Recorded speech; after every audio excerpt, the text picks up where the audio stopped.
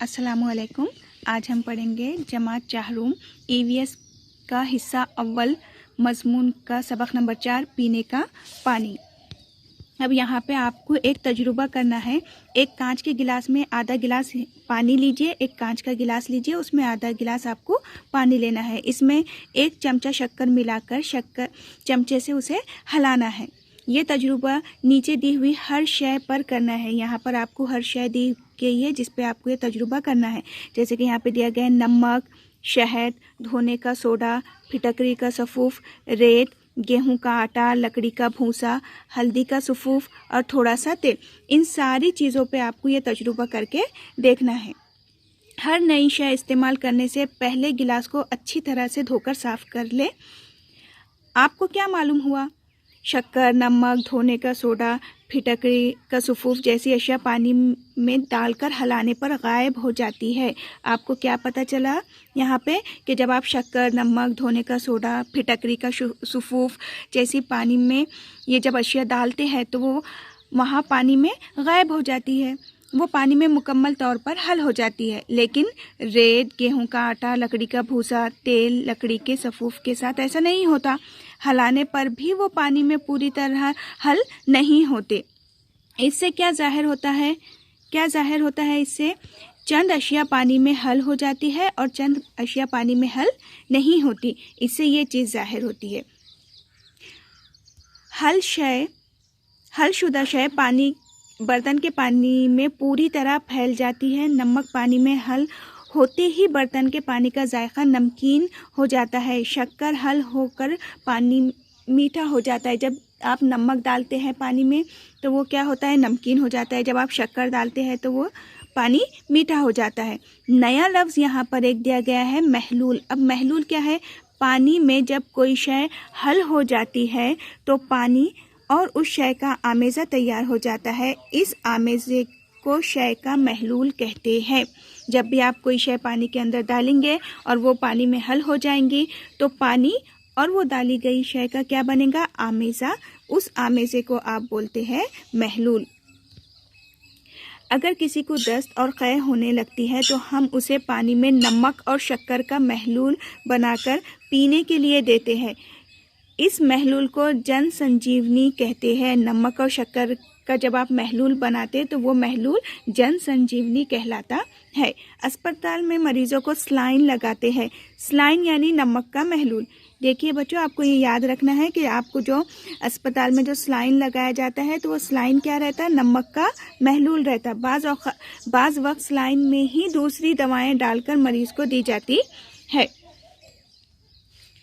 क्या आप जानते हैं समंदर के पानी का जायका नमकीन होता है क्योंकि वो नमक का कुदरती महलूल है। हम समंदर का पानी पीने के लिए इस्तेमाल नहीं कर सकते। मुख्तलिफ कुओं के पानी का जायका मुख्तलिफ होता है। ऐसा क्यों? ज़मीन में मौजूद कुछ अशिया पानी में हल हो जाती है और उनका जायका कुओं के पानी में आ जाता है। लेकिन अगर पानी में कुछ भी हल ना हो तो पानी में जायका नहीं होता। अगर कोई चीज़ पानी में हल नहीं होगी तो पानी का जायका नहीं होगा। सोडा वाटर की बोतल का ढक्कन खोलते ही बुलबुले झाग के साथ ऊपर आते हैं। सोडा वाटर बनाते वक्त कार्बन डाइऑक्साइड नामी गैस दबाव के साथ पानी में हल की जाती है। ढक्कन खोलते ही दबाव में कमी वाक़ होती है और गैस झाग की शक्ल से बाहर निकलती है। अब आपको फिर से यहाँ पे चीज़ करना है।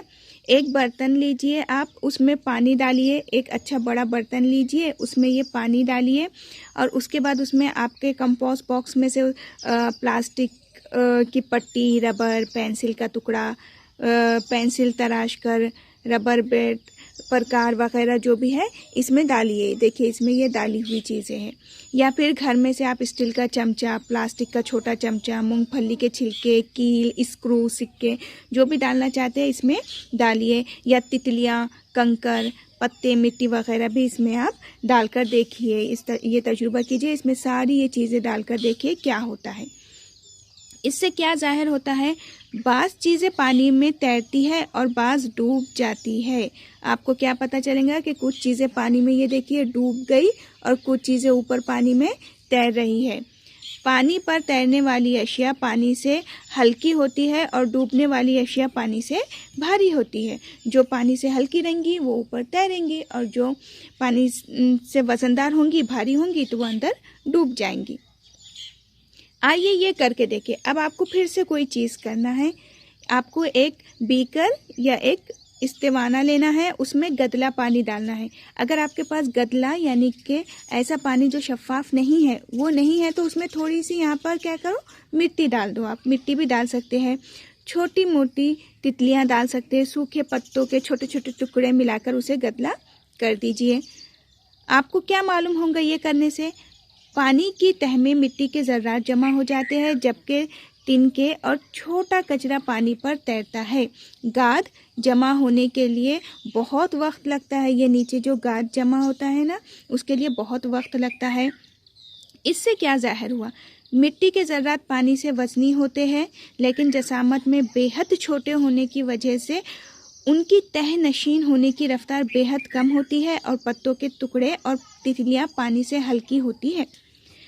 पानी अब पहले की बनिस्बत बहुत साफ़ और शफाफ नज़र आता है। ये देखिए, पहले आपका गदला पानी था, लेकिन कुछ देर आप उसे छोड़ दो तो थोड़ा सा शफाफ और साफ नज़र आएगा।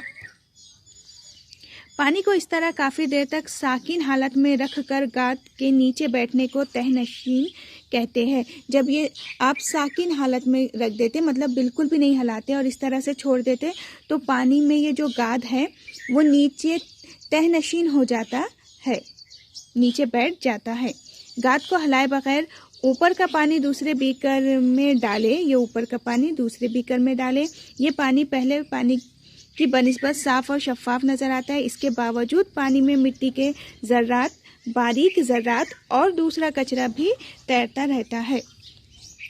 अब इन दोनों बीकर को लेकर पानी दिए हुए 2 तजुर्बे करना। बीकर पर 1 नंबर और बीकर पर 2 नंबर आपको लिख देना है। पानी पर तैरने वाले ज़र्रात आहिस्ता आहिस्ता तह में बैठ जाते हैं और ऊपर का पानी शफाफ हो जाता है, लेकिन कचरा और तिनके अब भी तैरते रहते हैं। इससे क्या ज़ाहिर हुआ? फिटकरी घुमाने से गदले पानी में मौजूद मिट्टी के ज़र्रात तह में बैठने में मदद मिलती है। इससे क्या ज़ाहिर होता है? अगर आप फिटकरी डाल देते हैं, देखिए यहाँ पे आपने फिटकरी को घुमा दिए है पानी में बीकर लेकर, तो जब फिटकरी को घुमा दिया जाता है गदले पानी में, तो जो मिट्टी के ज़र्रात है, ये देखिए मिट्टी के ज़र्रात कहाँ पर बैठ गए? एकदम तह में बैठ गए। क्यों? क्योंकि आपने इसमें फिटकरी को घुमाए हैं। औसत हज़म का एक बीकर लीजिए, इस पर चाय की छन्नी रखिए। देखिए, एक बीकर लीजिए, इस पर ये चाय की छन्नी रखिए। एक साफ मुलायम सूती कपड़ा लीजिए, इसको 4 घड़ी में तह कीजिए। इसे गीला करके छन्नी पर बिछा दीजिए। ये छन्नी पे आपको गीला कपड़ा बिछा देना है। दूसरे नंबर के बीकर का पानी, एक साफ मुलायम सूती कपड़ा लीजिए। अब ये यहाँ पे दूसरा बीकर लीजिए, इसको 4 घड़ी में तय कीजिए। इसे गीला करके छन्नी पर बिछा दीजिए। यही पहले वाला दूसरे नंबर के बीकर का पानी आहिस्ता आहिस्ता कपड़े की तह पर उंडेलिए। अब ये दूसरा जो बीकर है ना, उसका जो पानी है आहिस्ता आहिस्ता देखिए इस पे डाला जा रहा है। आपको क्या मालूम हुआ? मिट्टी और कचरा कपड़े पर अटक जाते हैं। जो मिट्टी और कचरा है ये यहाँ पे वो अटक जाएगा। छलनी के नीचे के बीकर में पानी गिरता है, वो शफाफ नज़र आता है। देखिए, बाद में जो पानी मिला आपको ये कैसा है? एकदम शफाफ पानी मिला है। बाद का पानी शफाफ है। इससे क्या ज़ाहिर होता है? गदले पानी को छानने पर पानी साफ़ होने में मदद मिलती है। अगर आप कोई भी गदले पानी को छानेंगे तो साफ़ पानी आपको हासिल होगा। ये तजुर्बा मुकम्मल होने पर इस्तेमाल शुदा पानी वापस बाग खेत में डाल दीजिए और साफ बर्तन से अच्छी तरह धो लीजिए। नया लफ्ज़ क्या सीखे आपने इस सबक में? बेज़र पानी। बेज़र पानी किसे कहते हैं? जिस पानी के पीने से हमारी सेहत को किसी किस्म का नुकसान या ख़तरा नहीं होता है, तो ऐसे पानी को हम बेज़र पानी कहते हैं। अब हम देखेंगे किताब में क्या बताया गया है। जिस पानी के पीने से हमारी सेहत को किसी किस्म का ख़तरा नहीं होता, ऐसे पानी को बेज़र पानी कहते हैं। गदला पानी साफ़ व शफाफ करने के तरीक़े हमने सीख लिए हैं, लेकिन ये ज़रूरी नहीं है कि साफ़ व शफ़ाफ नज़र आने वाला पानी बेज़र ही हो। अगर आपको कोई पानी साफ़ नज़र आ रहा है तो इसका ये मतलब तो नहीं कि वो बेज़र ही है, आप उसको पी सकते हैं, उससे आपकी सेहत को ख़तरा नहीं होगा। पीने के लिए बेज़र पानी।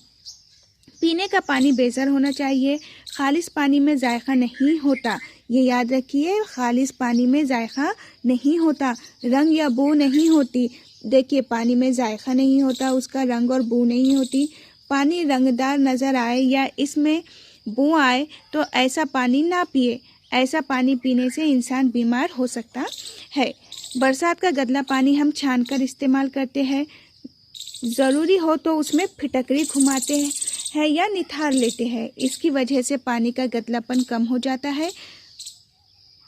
पानी साफ़ और शफ़ाफ नज़र आता है, यानी क्या वाकई वो पानी बेज़र हो गया? अब आप उसको देखिए, आप फिटकरी लीजिए और गदले पानी में घुमा कर देखिए कि पानी आपको शफ़ाफ मिलता है, साफ़ मिलता है या नहीं। आपको ये खुद करना है। नया लफ्ज़ क्या सीखते हैं हम इसमें? खूर्दबीनी।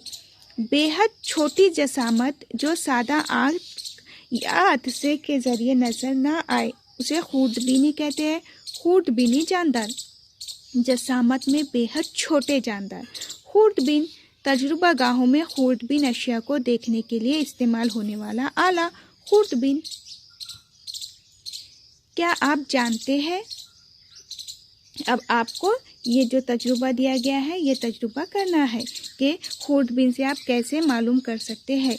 रत्ती भर दही या छाछ का एक खतरा कांच की एक पट्टी पर रखकर इसका खूर्दबीन के ज़रिए मुशाहिदा करने पर हमको कई खूर्दबीनी जानदार नज़र आते हैं। खूर्दबीनी जानदार यानी कि जो जसामत में बहुत छोटे होंगे।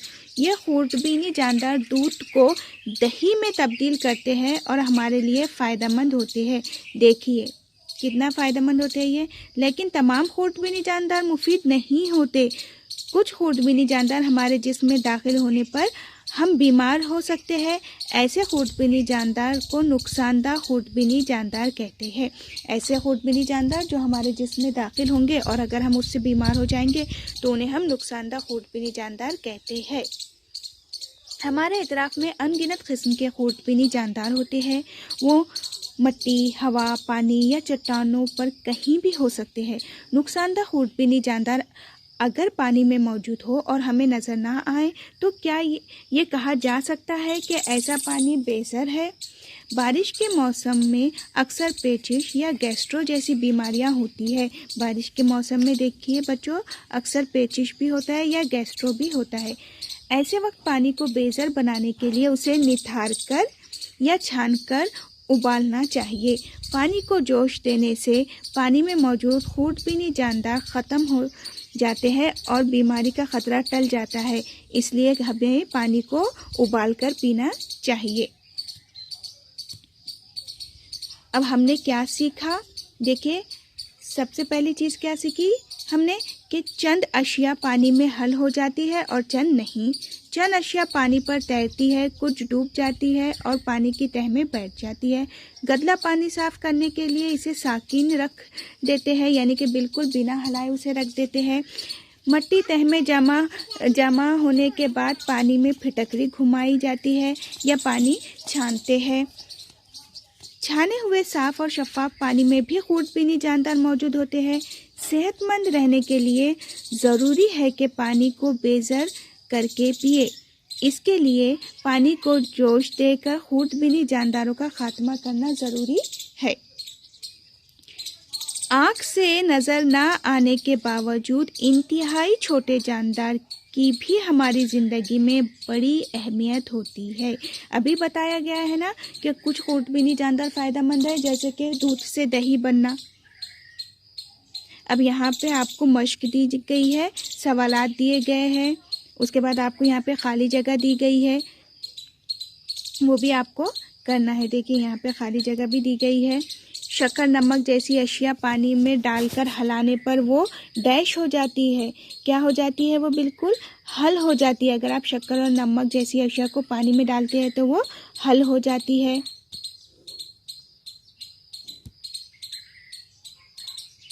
हल हो जाती है। पानी में किसी शय के हल हो जाने पर बनने वाला आमेज़ा क्या कहलाता है? महलूल, महलूल कहलाता है। संजीवनी के महलूल की एक मिसाल है। संजीवनी डैश के महलूल की एक मिसाल है।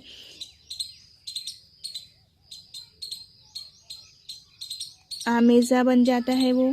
तमाम खुर्दबीनी जानदार मुफीद नहीं होते। कुछ खुर्दबीनी जानदार हमारे जिस्म में दाखिल होने पर हम डैश हो सकते हैं, हम बीमार हो सकते हैं, हम उससे बीमार हो सकते हैं। उसके बाद है पानी पर तैरने वाली अशिया पानी से डैश होती है। अगर कोई अशिया पानी पर तैरती है तो वो पानी से क्या रहेंगी? हल्की रहेंगी। जबकि डूबने वाली अशिया पानी से भारी होती है और जो डूब जाती है वो भारी होती है। गदला पानी साफ करने के लिए इसमें डैश घुमाते हैं। क्या घुमाते हैं? गदले पानी को साफ करने के लिए उसमें फिटकरी को घुमाते हैं, फिटकरी को घुमाते हैं। गदला पानी साफ करने के लिए हम उसमें फिटकरी को घुमाते हैं। सही है या गलत दिया गया है? फिटकरी का सुफुफ पानी में हल नहीं होता। फिटकरी का सुफुफ तो पानी में हल हो जाता है, तो ये गलत हो गया। पानी में मौजूद जानदार जिंदा नहीं रह सकते। अगर पानी में खुर्दबीनी जानदार है तो वो जिंदा नहीं रह सकते। नहीं, ऐसे तो नहीं है, रह भी सकते हैं। अगर आप उबालते हैं पानी तो तब वो मर जाते हैं। गदला पानी साकिन रखने पर मट्टी तह में जमा होती है। सही। रबर पानी पर तैरता है। सही नहीं, क्योंकि वो भारी होता है तो नीचे आ जाएगा। चाय छानकर इसमें से पत्ती अलग कर सकते हैं। सही। तो आपको ये वीडियो पसंद आया है तो इसको चैनल को लाइक कीजिए, सब्सक्राइब कीजिए और इसे शेयर कीजिए और अच्छे से पढ़ाई कीजिए।